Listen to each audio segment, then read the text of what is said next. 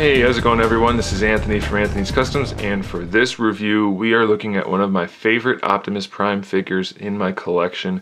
This is the Transformers Generations or Classics Voyager class Optimus Prime. Now there are at least two versions of this guy out there, not counting knockoffs and like the shattered glass version or like the white one or the black one. Just plain old Optimus. There are at least two. This is the American version from Hasbro.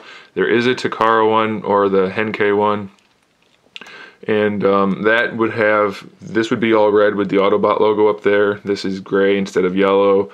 A few little paint differences here and there, and then the red on the Japanese one is a little bit darker.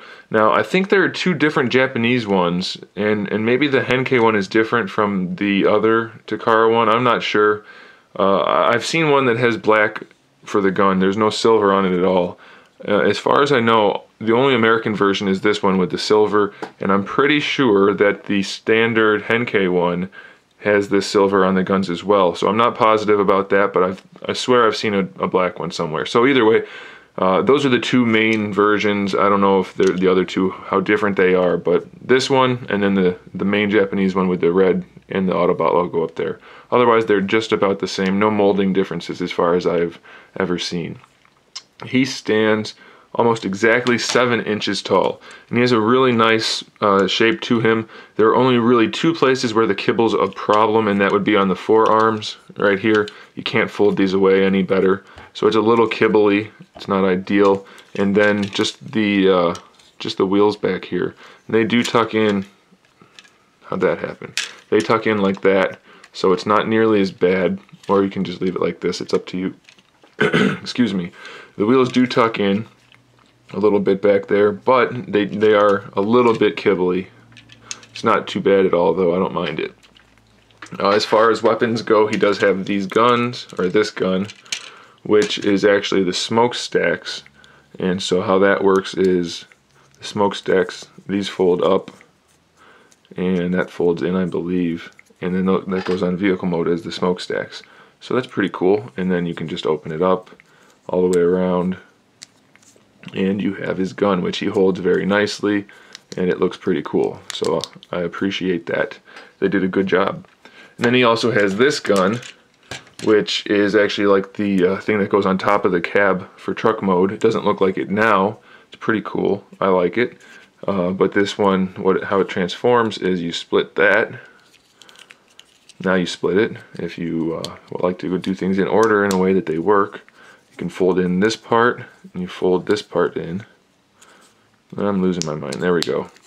So that's the top of the cab. It looks like a button up here, but it's not. So it doesn't look anything like a gun as its vehicle mode counterpart, but when you transform it, it works just fine. Now I'm going to leave this like this because it can also be used in the robot mode, and I'll show you how. You can undo this, fold those in. Probably want to fold these in as well. It's up to you though. And then you can snap this using these little pegs. See the peg right there? That goes into the hole there, and the same thing on the other side, like that. Oh, come on. Get in there. There we go. Alright, so that connects to that. Come on, stop popping out. I had trouble with this yesterday too, but there you go. So that connects like that, and then you can peg it onto here, and he's got shoulder mounted cannons. So that's pretty cool, I think. And you can leave that like that if you want to. It's up to you. This can spin if that's not connected. I don't know if you're able to take this off, spin it around, and just store everything. I've never tried that, but we're going to try it right now. So if you wanted to take the gun apart and put it like that, we're going to see if we can just tuck it in on his back as storage. I think the gun, or I mean the wheels are going to get in the way, but let's give it a shot. So you can kind of do it, but I wouldn't recommend it. It doesn't look like it's made for it at all. It doesn't look so hot. What if we do it the other way? Peg it in upside down. Well, that's not so bad actually. That looks pretty good, and maybe that's what they intended. It doesn't fit in perfectly. I don't know how well you can see that. It's kind of not lined up very well, but it's not horrible, so you might want to do that. So anyway, let's look at the figure. He's got a pretty decent amount of paint with the yellow parts throughout. He's got some scratching on him. I just got him at a toy show. Wasn't in mint condition, obviously, but he's not bad. He's got some silver paint there. He's got the Autobot logo like this. I don't believe the Takara version has that. I don't know why it's not turning colors. It did yesterday. Come on.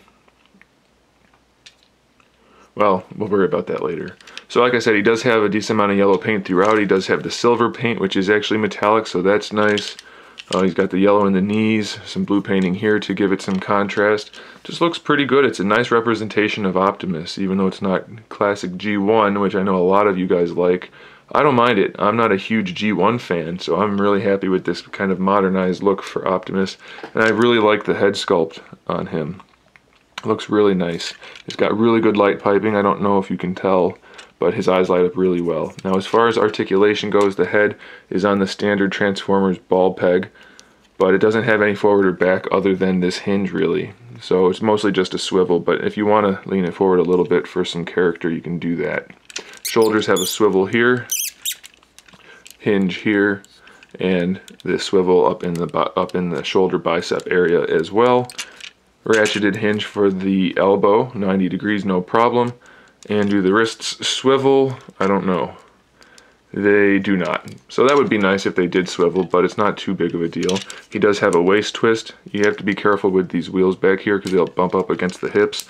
But the waist twist is there, so that's always a welcome feature on these figures.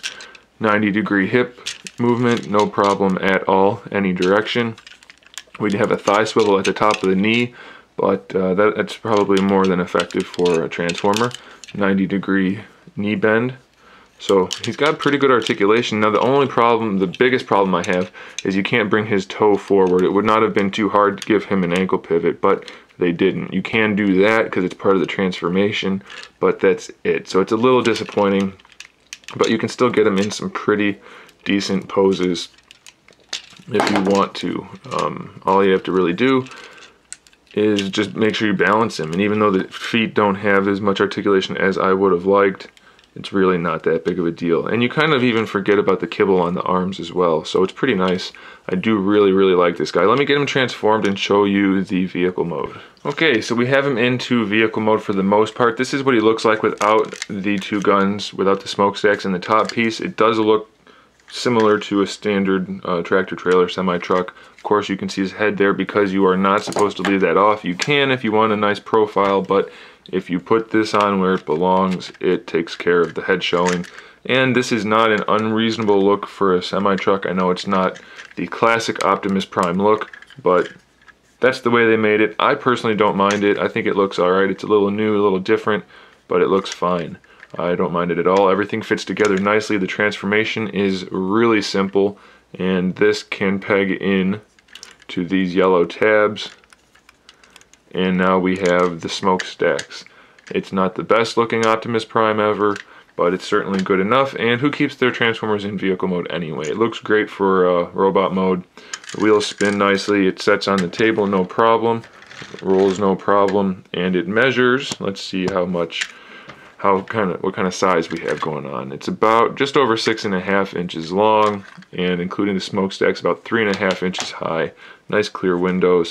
Pretty nice composition. Let's see if we can get this to change color one last time before I call it a wrap. So anyway, I do recommend this figure 100%. If you're an Optimus Prime fan, this Classics Voyager Prime is one of my favorites. I think it will be one of yours once you get him as well. It's a really solid figure. So don't hesitate. If you're thinking about it after seeing this review, just go get one. It's usually right around $30 for this version. Oh no, why is it not going? It went yesterday, come on. Alright, well anyway, I'm not going to waste your time watching this, so thanks for watching guys. Stay tuned for more figure reviews, custom figures, and other good stuff. And in the meantime, keep collecting. Oh well, bummer.